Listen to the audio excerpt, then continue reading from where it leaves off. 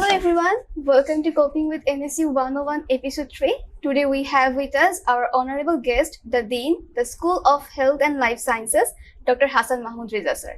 Sir, how are you doing today? Thank you so much, I'm fine, and thank you for inviting me to this show. Sir, what do you think about the contribution of the School of Health and Life Sciences in making NSU the #1 university? As you know, that North-South University is the first private university that started its journey in 1992. And since then, one of the programs that currently we have in our school, that is environmental science and management, that actually started much earlier here. And after that, since 2006, several other departments started their activities, and later on the School of Health and Life Sciences was formed and started different type of activities, introduced different type of programs, and currently in this school there are 4 departments. These are Department of Public Health, Department of Pharmaceutical Sciences, Department of Biochemistry and Microbiology, and Department of Environmental Science and Management. So in these 4 departments we have currently about 5,000 students, and the larger portion, of course, the undergraduate students, and we have also graduate programs where nearly 2,000 students are now studying. Also, let me tell you that Public Health Department only offers graduate programs at this moment, and almost we have completed our task so that we can introduce the Bachelor of Public Health at undergrad level very soon. And by this time the school has made significant progress, not only in providing quality education to the students, but also in research. We have substantial achievement, and it is very good for me to let you know that most of the faculty members in our school are research active, and they are doing research together with the senior students from graduate and undergraduate levels, and we are making regular publications in top-notch journals like Science, British Medical Journal, Scientific Reports, all those. So, I mean, briefly I can tell that the department is doing very good, and it is really contributing for the significant improvement in the tertiary education in Bangladesh. Hello, sir. Could you please tell us a bit about the student and faculty strength of your school? Yeah. You know that for providing quality education, you need a pool of very good faculty members, and not only that, you have to have a very standard curriculum. And let me tell you that all the curricula that we are currently following in different departments in our school are made in line with North American standards. So the students who study here have sufficient knowledge and can compete with any student who is graduating in any university in the global north. Of course, global north is developed, and we are still learning. We are taking a lot of things that are good, and we are actually accommodating all those things the way it should be for the students in Bangladesh.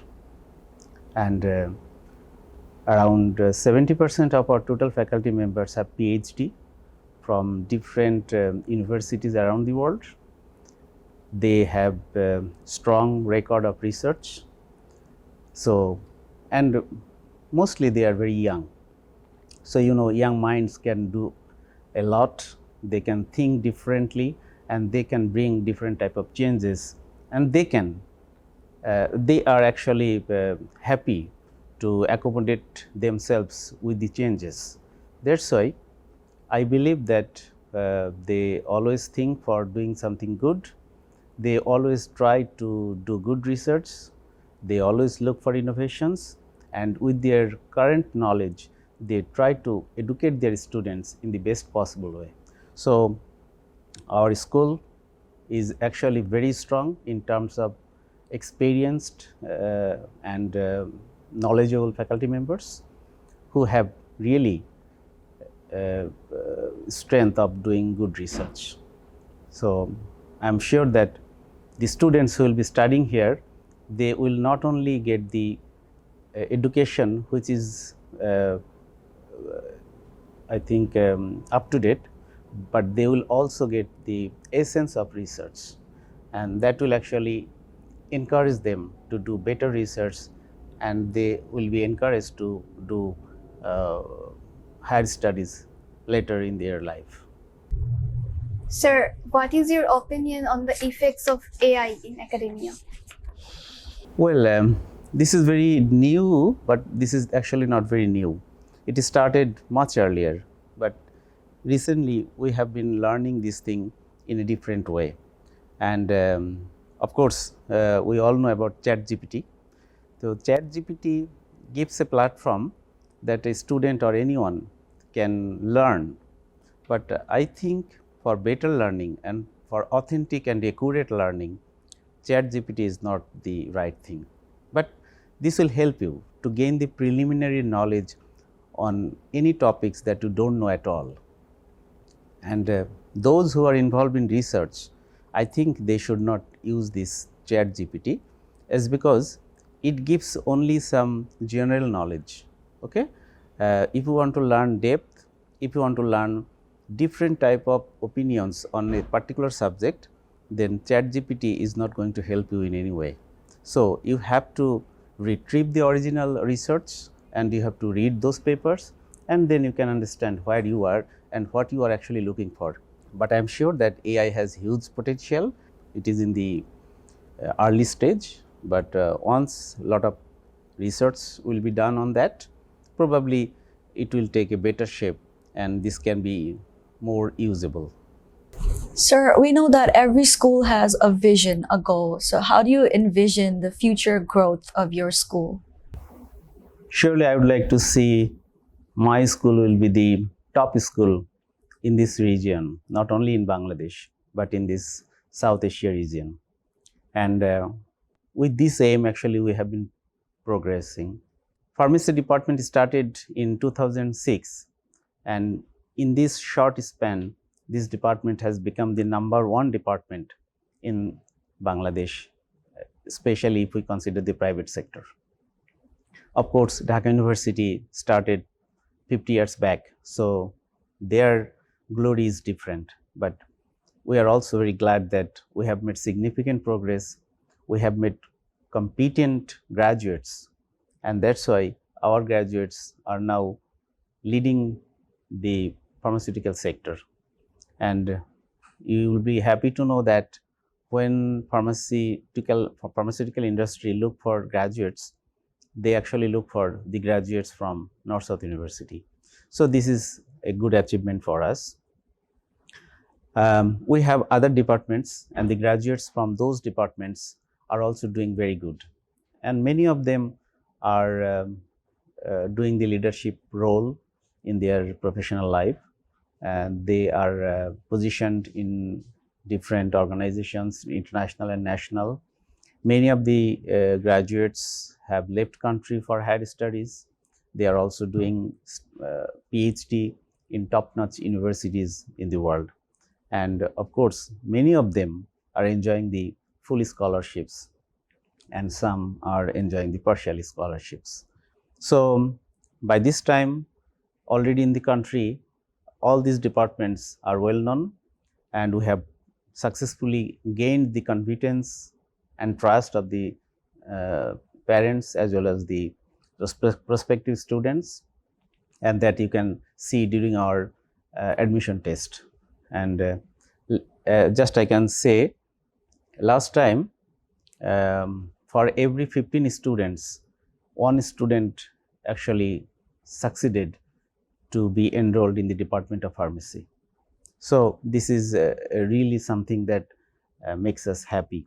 Similarly, Department of Environmental Science, Department of Biochemistry and Microbiology, previously they had very low enrollment, but now actually we are flooded with the students. And it's not that we have compromised the admission test, but really we have provided quality education. Our alumni, our graduates have proved it in their professional life. I'm sure that in next couple of years, all the departments will be considered the top departments in country and in the region. And also we are looking for graduate students from other countries. So when we'll have some more foreign students, this will help us to make all the departments as well as the school to be more recognized and international one. So could you please share some of the success stories of NSU alumni in the field of the School of Health and Life Sciences? Yes, there are many success stories. Many graduates have strong footage in different areas, and one of our students from the Department of Environmental Science and Management received a very big international award from Queen Elizabeth. He made tremendous impact in developing the rural life, especially those who don't have electricity. So he actually showed how a local made lamp can help to light up the dark room without electricity, and that has gained huge popularity, and because of that he also received the award. Likewise, some of the graduates from our public health department, they are actually working in top positions of different organizations like WHO, then UNESCO, UNHCR. So these are, very top donor agencies who are working in different sectors in Bangladesh and also in other countries. Pharmacy graduates now are leading the pharmaceutical industry. Many of them are now at the top position of different departments of the pharmaceutical industry, and they are also putting a lot of efforts to contribute in that particular areas. Sir, you just shared a lot of success stories, and as much as there's successful students at NSU, there's also people who are struggling a lot. So what advice would you give to those students who are struggling to make it? Well, this is common in everywhere, right? It is not only in North-South University. I think in every institution, there are some advanced students who have caliber that is much, much higher compared to some who are a bit lagging behind. So we always take care of them. Our faculty members identify those students and they give special counseling, and accordingly, gradually they can improve and they can cope up with the academic performance. Sir, what initiatives or programs are established to support student success and wellness? Well, first of all, faculty members are always taking care of the students, not only in their academics, but also they take care if any student has a different type of problems. We also take care of that, so that we want to make sure that anyone who is in distress will be given a lot of support to progress in or her academics. Sometimes we have, that in this university there is student counseling center, and if we find that student has really facing difficult problems, then actually we bring them in this center so that he will be well counseled. If some students think better and if he has something new in his mind, then we actually make discussion with the students, and sometimes we support to nourish that idea that actually came from the students. One example I can tell you that one student of the Department of Pharmaceutical Sciences, he is a colorblind person, and he had a sad story in his life. Later on, he actually wanted to know how this problem can be solved. So he worked by himself, and finally he tried to develop a colored glass, and someone who is colorblind if the person wears this glass, then he can see everything regular. So when he did this thing, we actually talked with that person and we counseled him that you can develop this thing by adopting this thing, so that the thing can be better. And we also encourage them to bring it as a product, and in health and life sciences, or any product or device or drug that can be used by the people needs to go through some clinical trials. So we are actually counseling that person so that we can have a clinical trial of that particular glass, and if it works well, then it can be commercialized, and it is going to help a lot of colorblind people. So in this way, if anyone who has hidden talent, we try to bring it out and we try to nourish it so that it can help other people as well. Sir, since you just talked about investing in students' ideas or helping them, could you discuss some of the industry collaborations that the School of Health and Life Sciences has to help out the students with their careers and everything? Thank you. Industry academia partnership, this is a very important area. Unfortunately, in Bangladesh, we couldn't progress much, but since we, especially the students and faculty members of pharmaceutical science department, they do a lot of research. Sometimes they also try to come in contact with the industry, so that industry problem can be taken to the university, and in the laboratory we can do some research to find out the solution. Although I said that it didn't move very significantly, however, one or two faculty members have succeeded to start this kind of collaboration with the support from the industry. But still, I must say it is very small, and we need to work together so that we can bring industry and we can do collaborative research, and that research solution can be again commercialized for the people of this country, and also that can be used globally. But that area needs to be explored more. Why would you say that the collaborations are still low? NSU is the #1 university, so we should be able to collaborate. That's true. It is not actually the problem with the university. It is actually the mindset of the industry people. They basically want everything ready-made. Industry people, the businessmen always look for profit, So in Bangladesh, the culture has developed in this way that they don't want to invest a lot for research, but they would like to get the things ready-made, and immediately they can commercialize to make their profit. So this mentality is a big problem. So we are actually sitting with the industry people. We are trying to make them understand that if we do not work together, if we do not invest in research, then sustainable solution is not possible.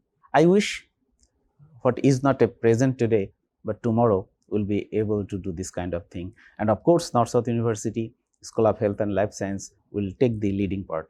How is the school fostering the culture of research and innovation? As I said, the school is highly research active, and almost all faculty members, or 95% faculty members, are directly or indirectly involved in research. So, and also the university is now supporting the research. You know that university provides funds, and our faculty members are receiving those grants through some competitive procedures. And by utilizing those grants, the faculty members are doing research, and they are also employing the senior students. So both way it is helping. That means faculty members' intention, interest in research is executed. At the same time, new students who have some idea, we are also supporting them to execute their ideas, so that probably something good may come out from their research. So in this way, actually, we are working together. Sir, could you tell us about the international opportunities available for the students of School of Health and Life Sciences here at NSU? Okay, international opportunities means after graduation, mostly they go for higher studies abroad, and because some good students who have very high CGPA, who have good learning, I always say that a very high CGPA does not always reflect that the person has learned very good. Sometimes we have seen that a person with a bit lower CGPA knows better and can express better. So both learning and CGPA, two things are equally important, especially when you are in some process of competition, you know. So if you have good CGPA, if you have good learning, then you can easily find yourself in the suitable position. And our students regularly getting scholarships for their higher studies. They are going there, they are taking some courses, they are earning some degrees from other countries, and finally they are well absorbed in the job market there. So currently it is my observation that after graduation, within the first year, nearly 30 to 35% students leave country, and within the next 2 years, I mean from the beginning, within 3 years, nearly 60% of our graduates are leaving country either for higher studies or for having some jobs outside country. But do you provide any specific international connections for them? Yeah, we have good linkage with many other universities around the world. Last month I visited Malaysia and I visited several universities there, and they are keen to make collaboration with us. And through this type of collaboration, once our student wants to go there for higher studies or even as an exchange student, they can easily go there and they can show their talents there. And in this way, we actually find opportunities for PhD for our students, and our students are actually enjoying that. So finally, if you were to give one piece of advice to the freshmen who are entering the School of Health and Life Sciences, what would it be? Once you have selected your department, come to the school, get involved in your regular studies, put your interest and do practice. By doing all these things, finally you'll be able to be a competent graduate and you'll be able to shine in your life. Thank you. Thank you so much for being with us today, sir. We look forward to more episodes with you in the future. Thank you so much for being with Coping with NSU 101. Stay tuned for more exciting episodes.